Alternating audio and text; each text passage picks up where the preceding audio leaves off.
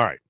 This was Dan Quinn yesterday talking about his lack of pulling Jayden Daniels out of the game before he got injured. This was him about 14, 15 hours later. This was him yesterday. I know many of you have been asking about the thought process of Jayden being in the game in that situation. I get that. I've been thinking about it, honestly, nonstop too. And, for me, the answer is, man, I missed it. But I would, I'll fill you in on my thought process. At the start of the fourth quarter, I guess it was probably like 12 and a half minutes left in the game. And that was going to be the last drive for a couple of guys, Jayden and Zach and Debo and LT. And so we're going to have any read run plays and meaning no carries, for the quarterback on a run. And honestly, man, that's where I missed it.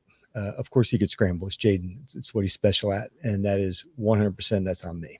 And I also said last night in the presser to our fans that, man, did we miss our mark as a team. And with that performance, we need to fix it. They created an awesome environment, at the stadium for the game. And that fix needs to be done now. So. Dan Quinn. I actually said on the show yesterday, I said, I think there's a chance he will, do a mea culpa on what happened Sunday night, that he'll express regret for not pulling him out of the game. And he did. I like Dan Quinn. I like him a lot. I know some of you don't like him as much as you did last year because, well, the team won a lot last year, and this year the team's not winning. So, yeah, that's how those things work. I get it. I can appreciate very much and even respect that he expressed regret for not taking Jayden out of the game. I can, which, by the way, I still can't believe how many of you, and I've got some of those tweets and emails that I'm going to read. I still can't believe how many of you aren't exactly sure that that's what he should have done in the moment. To me, it's a subjective thing. To me, it just seems so obvious. So obvious. But anyway, look, he didn't need to, come out without being asked about it and express regret. I think that is, I can appreciate it. I can respect it. He didn't need to do it. I think he genuinely meant it. I don't think he was trying to placate people who said, what are you doing? Because this, by the way, turned into not only a big thing locally yesterday, nationally. I mean, the big national guys and national shows really absolutely crushed him for the decision not to pull the quarterback. But I think he genuinely meant it, and he went ahead and said it. But still, did anybody on his staff mention it to him? Was it discussed? This was not, he talked about how this was going to be the last drive. So maybe what they discussed was, yeah, we're going to put him out there for one more drive, and he's going to come out. And I do believe him. I don't think he's making that up. I think the last drive. Now, if he doesn't get hurt and they score at, to make it 38-14, and they're down 24 with 7.5 minutes to go, is he going to pull him, or is he going to try an onside kick with him still out there? I don't know. Maybe at the beginning of the drive, the idea was this is going to be it for him. It's going to be it for Ertz. It's going to be it for Tunsil or whomever else he mentioned there. But, now I'm probably starting to make the case, well, down 24 with 7.5 minutes to go. That's 3 touchdowns, 3 2-point conversions. Let's go at least try the onside kick.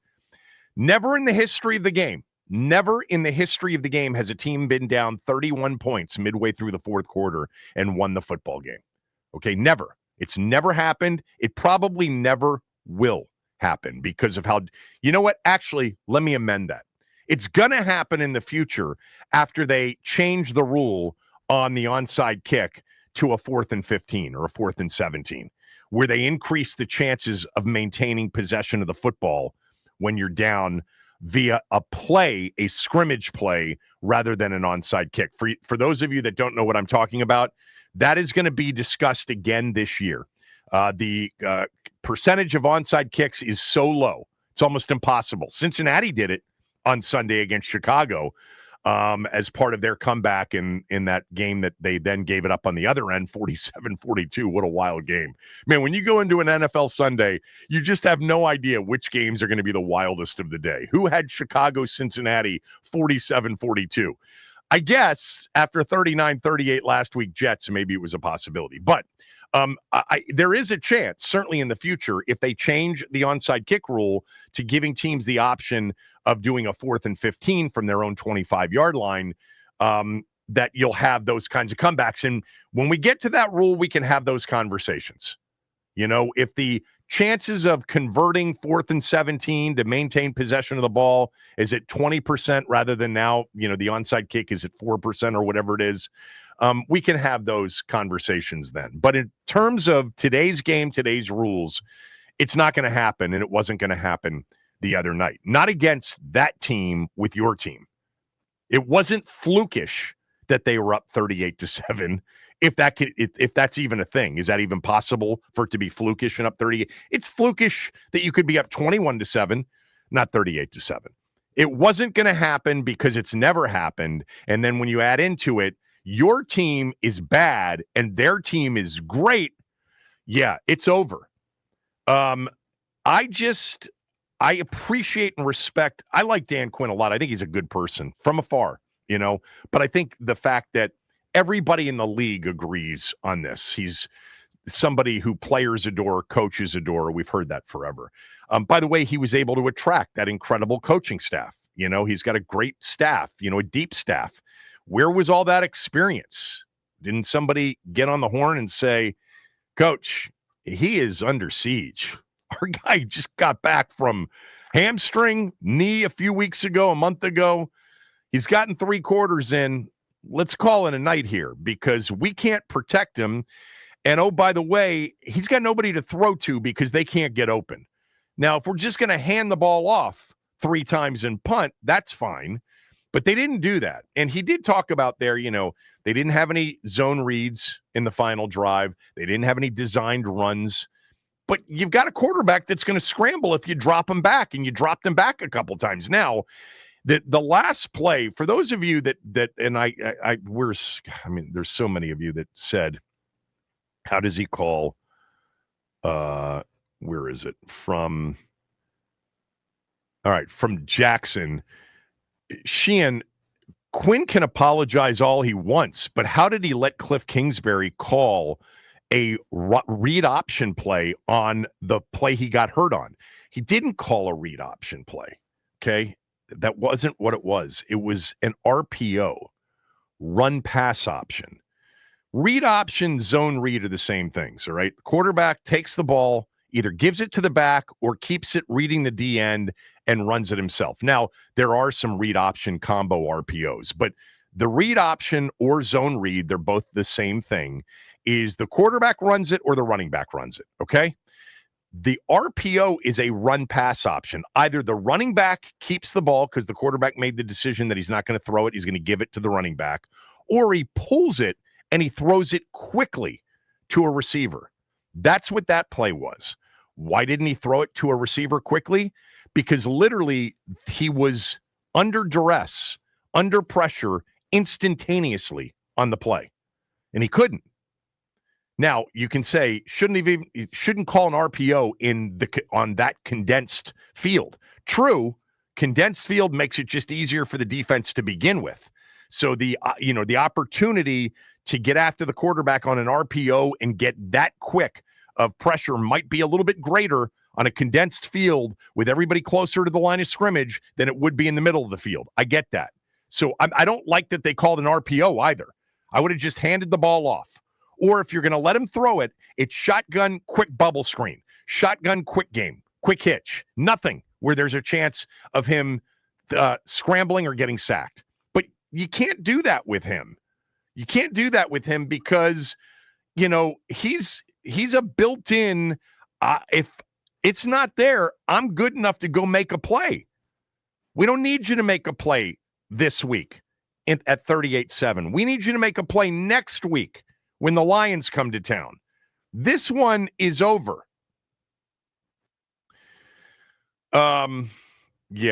This from Yeah, I mean, look, the net of it is, I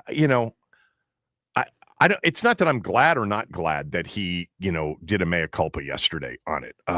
It's that I appreciate it and respect it, but I also wonder, how did it happen? Like, where's the guy that's the game management guy in the booth that they hired from the league? Why am I blanking on his name? They have so many people, in the organization, and they hired the guy. Why am I blanking on the guy that has game management responsibilities? I know that's more replay or timeouts or, when to go for two, when not to go for two. What's that dude's name? Why couldn't he have said, hey, coach, just from big picture, watching this thing from up here, yeah, you probably want to start thinking about taking Jayden out for sure, and maybe some of the other key guys, get some young guys in there. Where was somebody maybe they did. Maybe they did. He didn't really elaborate on that yesterday. And maybe that's exactly what happened.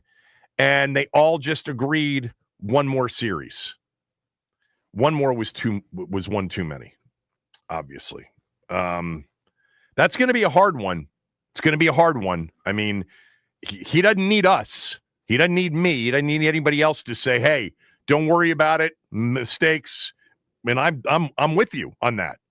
Everybody makes mistakes, but it's going to be tough to live that one down. We'll remember that one. That's one we'll remember. By the way, slightly different than the RG3 thing. Stop with the RG3 comparison. And I did not watch the RG3 video. I can't even look at him anymore.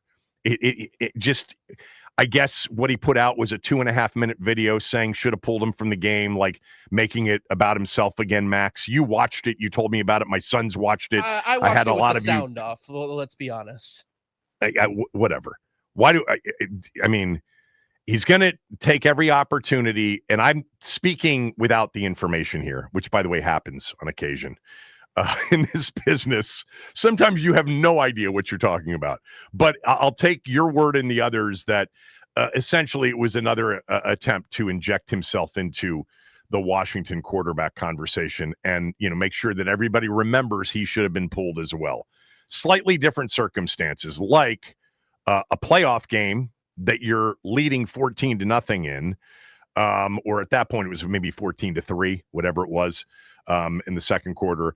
Secondly, you got your, doctor on this at halftime telling the head coach has told us this in no, uncertain terms. Yeah, Kirk was going out to start the second half. I had pulled him. We were not going to let him play. Kirk was getting ready to start the second half, and then they emerged from a room or a closet, and the doctor said to me, it was the brace. The brace is what the problem was, so we've readjusted the brace. He'll be fine. Okay. Yeah, you just can't. Those are those are the big ones, man. Those are the big decisions. That's the franchise quarterback. You got to take care of them, and I can appreciate and respect that after, a day to think about it. And who knows, every one of us in that same position, the pressure, the game, the emotion, the whole thing, the competitiveness, if you've got that in you, maybe you're like, maybe you don't think of it either. I understand all that, all of it, but can't forget that one. That one is an all-time, just did not make sense. Did not make sense. This from Herbert. Herbert writes, Kevin, longtime listener here, brother. I live in San Diego and never up early enough to call in. I hope this message gets to you.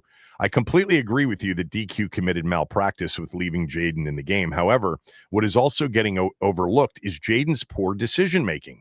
That play was never designed for him to keep it. He decided to play hero ball and put himself in danger, which he has done countless times before. DQ said if they ran that play 50 times, then 50 times it would have been a handoff. Please speak to this.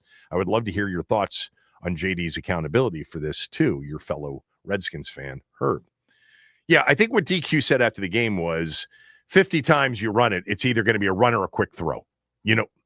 Yeah, I know what he said. There was a lot of, I don't want to be overly critical here. I said this yesterday when we played some of that sound.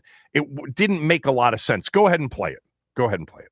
Yeah, obviously I'm just gutted by I'm just bummed. We didn't have any read plays on it, and the one that he was on injured is, usually a runner or a throw to the flat. It's not a scramble.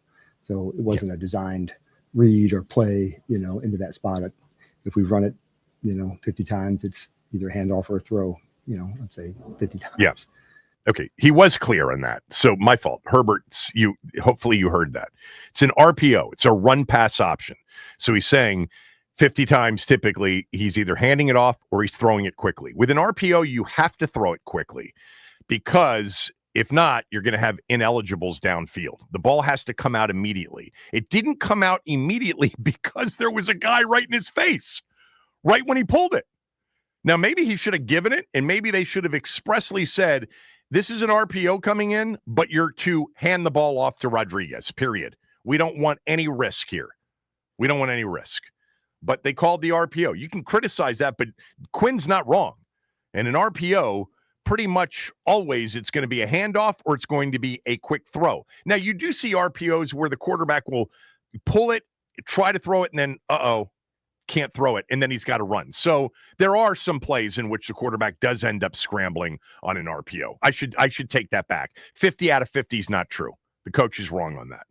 It's probably 45 out of 50. It's probably 90% of the time. It's either a handoff or a quick throw. And 10% of the time, they don't hand it off. They can't make the quick throw that they thought they could make, and they pull it and they try to make something happen. And at that point, by the way, you can't throw the ball away. I mean, you can when you're down 38-7, but it's going to be a penalty. It's going to be ineligible downfield.